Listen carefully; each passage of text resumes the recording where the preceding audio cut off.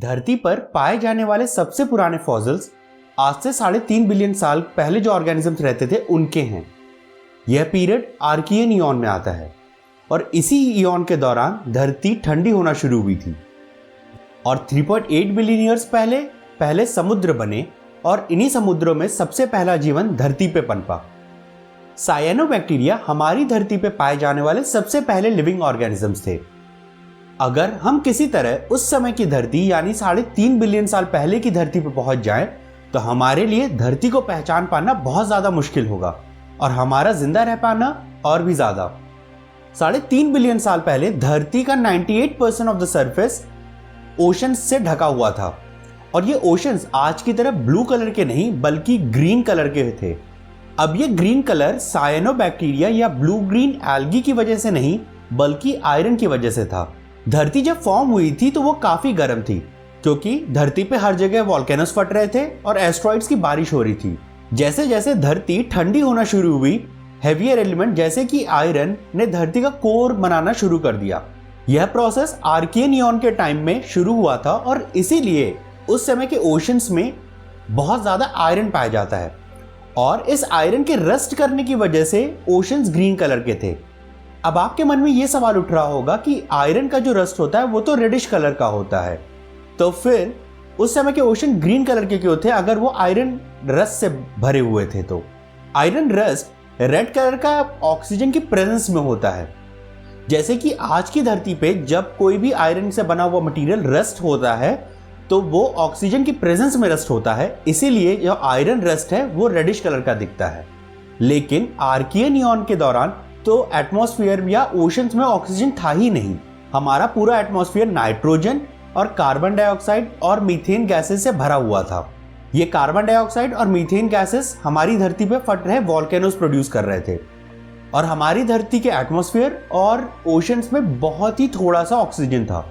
इस oxygen less environment में जब आयरन रस्ट करता है तो वो एक ग्रीन कलर का रस्ट फॉर्म करता है।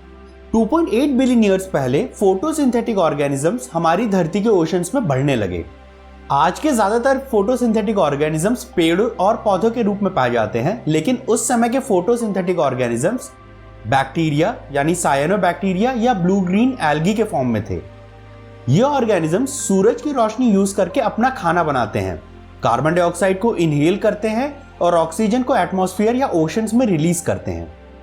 अब इन फोटोसिंथेटिक ऑर्गेनिजम्स की वजह से पूरी धरती का रंग और रूप ही बदल गया था। इन फोटोसिंथेटिक ऑर्गेनिजम्स ने एटमॉस्फेयर और ओशंस में इतना ज्यादा ऑक्सीजन रिलीज कर दिया था कि हमारी पूरी धरती पे बहुत सारे चेंजेस होने लगे। ये ऑक्सीजन ओशन में प्रेजेंट आयरन से रिएक्ट करने लगा और रेड कलर का रस्ट बनाने लगा। इसकी वजह से जो ओशंस अभी तक ग्रीन कलर के थे वो अचानक ही ब्लड रेड कलर में चेंज हो गए। दुनिया भर में हम बैंडेड आयरन फॉर्मेशन देख सकते हैं जो इसी इवेंट की एक छाप है। ये आयरन बैंड्स तब बने थे जब ओशंस में आयरन और ऑक्सीजन रिएक्ट कर रहे थे और उनसे रस्ट बन रहा था। यह ऑक्सीजन सिर्फ ओशंस तक ही सीमित नहीं था, वह धीरे धीरे एटमॉस्फेयर में भी पहुंचने लगा और इसकी वजह से हमारी धरती का पूरा क्लाइमेट ही चेंज हो गया। CO2 या कार्बन डाइऑक्साइड एक ग्रीन हाउस गैस है। इसका मतलब है कि वो गर्मी को ट्रैप करती है। ज्यादा CO2 का मतलब ज्यादा गर्मी। जैसे जैसे ये फोटोसिंथेटिक ऑर्गेनिजम्स धरती पे बढ़ते गए वैसे वैसे कार्बन डाइऑक्साइड का लेवल हमारे एटमॉस्फेयर से कम होता गया और इसी के साथ साथ ऑक्सीजन का लेवल हमारे एटमॉस्फेयर में बढ़ता रहा। इस बढ़े हुए ऑक्सीजन लेवल की वजह से हमारी धरती का टेम्परेचर कम हो गया और हमारी धरती पे पहली बार आइस एजेस हुए। पूरी धरती आइस की लेयर के नीचे दब गई। ये आइस एजेस या ग्लेशिएशन कई बार हुए, लेकिन इनमें से सबसे बड़ा ग्लेशिएशन हुरोनियन ग्लेशिएशन था जो कि लगभग 300 मिलियन साल तक चला।